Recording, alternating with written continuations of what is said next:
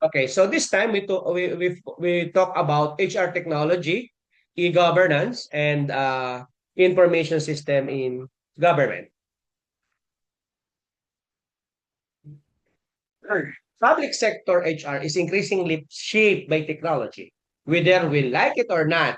No? So from electronic personal files to online leave system, payroll automation, biometrics, attendance, and HR dashboard, HR technology is now central to how government manage people. So when implemented well, HR tech reduces manual errors, strengthen transparency, and speeds up services for employees and citizens. In the context of e-governance, HR systems are not isolated tools. They are part of a larger digital ecosystems that support accountability and responsiveness. No? So a modern human resource information system can connect workforce planning with budgeting, align performance management with agency targets, and provide leaders with real-time data for decision making. But if poorly implemented, technology can also create delays, confusion, and distrust. So today, we focus on realistic public sector needs, how human resource information systems support government compliance, how digital systems improve HR services, and what risks must be managed, like data privacy, cybersecurity, access control, and user adoption, especially in agencies with varying levels of digital readiness. I will now give the floor to our presenter who will discuss HR technology and HRU information system in government. Explain how these tools support e-governance and provide practical example of digital HR processes. And please take note of the example and write your question in a Zoom chat for our Q&A after the discussion. Okay. Hindi na lang daw paper and pen yung HR ngayon. So, paano nga ba binago or binabago ng technology yung mundo ng human resources? Ano yung HR tech? HR tech, known as Human Resources Technology, encompasses a range of software and hardware solutions designed to streamline and automate various aspects of human resources functions inside organizational settings. Ito yung software and hardware na ginagamit para i-automate yung payroll, recruitment, and performance management. Meron tinatawag na HCM, HRIS, and HRMS. HCM is Human Capital Management. HRIS is Human Resource Information System. And HRMS is Human Resources Management System. Yung HRIS, mas focused sa data or yung database ng employee. While yung HRMS is, yun yung dinagdagan ng management features katulad nung sa payroll.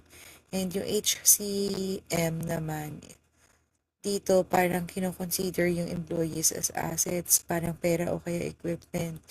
Yung HCM, yun yung software kung saan yun yung tumutulong para ma-manage yung asset na to from recruitment until retirement. Ito yung pinaka-broad.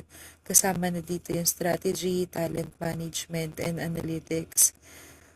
So, yung example of how HR technology is used, first, we have payroll. Siyempre, ito yung pinaka-importante sa mga employees. Yung sahod. Dati, mano-mano yung computation ng tax at saka deductions. Ngayon, cloud-based na. Meron ng software na siya na yung bahala sa tax compliance tsaka sa time tracking. So, kahit nasang bansa ka pa, kaya niya yung i-compute.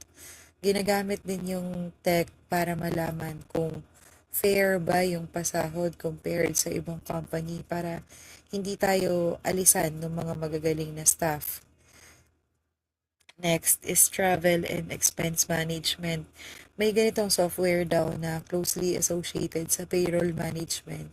Whereas kapag ka may out-of-town meeting, yung software na yun yung nag-aayos ng reimbursement and liquidations.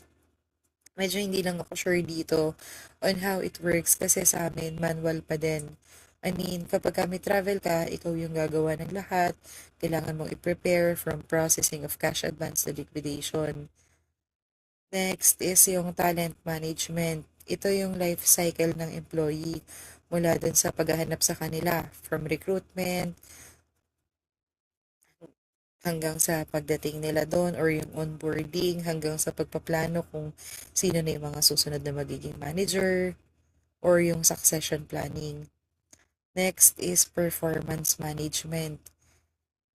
Ito yung continuous process kung saan sinisiguro ng HR na yung performance ng bawat employee is naka-align sa vision ng company. Dahil dun sa HR technology, mas nagiging data-driven and transparent yung process na to. Next, employee engagement.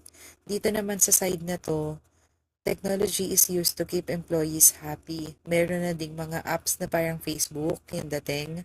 Kunyari, may badges o kaya points pag maganda yung performance para ganahan yung mga tao. Next is benefits administration. It gives empowerment through self-service. Una sa lahat, dahil nga self-service portals na siya, nabibigyan ng control yung mga empleyado.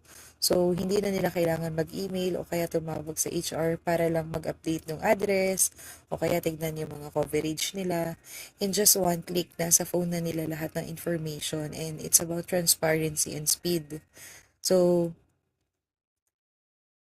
ayun, mas mabilis siya. And next is yung learning. Dito naman papasok yung LMS or yung Learning Management System. Dito, nagtitraining yung mga tao online, pwedeng video, quizzes, o kaya interactive modules para tuloy-tuloy yung pag-grow nila. Technology doesn't replace the human in HR. It empowers it para magkaroon ng mas maraming oras para dun sa human side ng trabaho.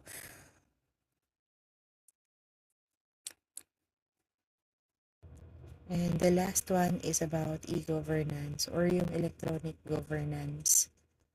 This refers to Republic Act number 12254 in the Philippines, signed in September 2025, which mandates the country's digital transformation by institutionalizing e-governance, making government services online, citizen-centered, and integrated through platforms like the eGov.ph Super App, with the DICT as lead agency, aiming to cut corruption, improve efficiency, and provide seamless digital access for Filipinos.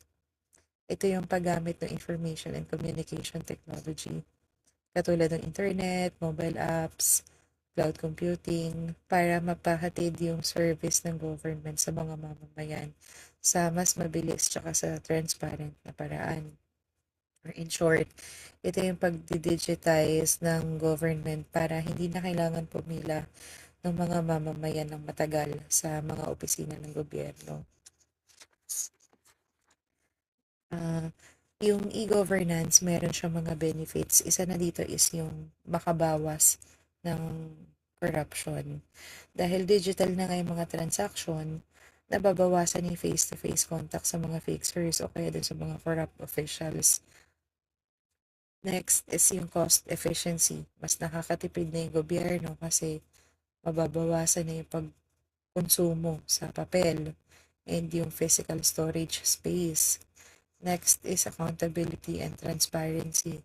Mas madali nang matatrack ng public kung saan napupunta yung budget tsaka kung ano na yung status ng mga applications nila. And last is yung inclusivity. Kahit na yung mga nasa malalayong probinsya, pwede na silang maka-access sa services ng gobyerno basta mayroon silang internet connection na hindi na nila kailangan bumiyahe pa papunta ng Manila kung nasa Manila yung office na concern nila. Pero bukod dito sa benefits na to, syempre hindi mawawala na kahit papano mayroon ding challenges. And isa na dito yung hindi naman lahat ng Pilipino is merong internet or merong gadget. Next is yung cybersecurity. Delikado yung data ng mga tao sa mga hackers.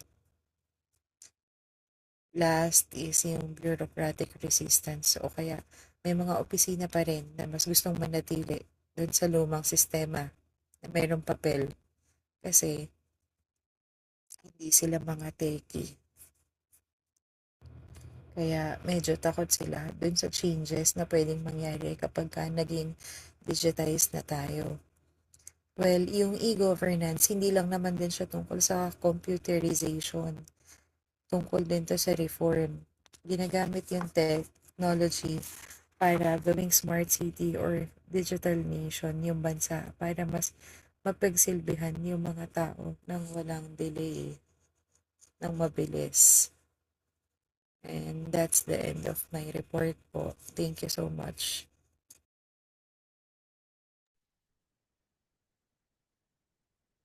Okay, HR technology in government commonly start with HR information system, no? That stores employee records, position, salary grades, level credits, performance ratings, and training history.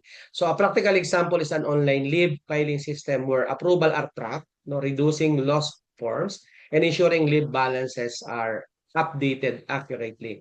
Another example is biometric or digital attendance integrated with payroll. And this promote fairness by reducing body punching, no, and improving audit trails. However, the system must include exception for field personnel like inspectors, social workers, disaster teams, or it may unfairly penalize those with legitimate offsite duties. Uh, HR Tech also improves recruitment through online application and automated screening. Let's say, for example, a government office can post vacancy on a central portal, accept digital submission, and track applicants transparently.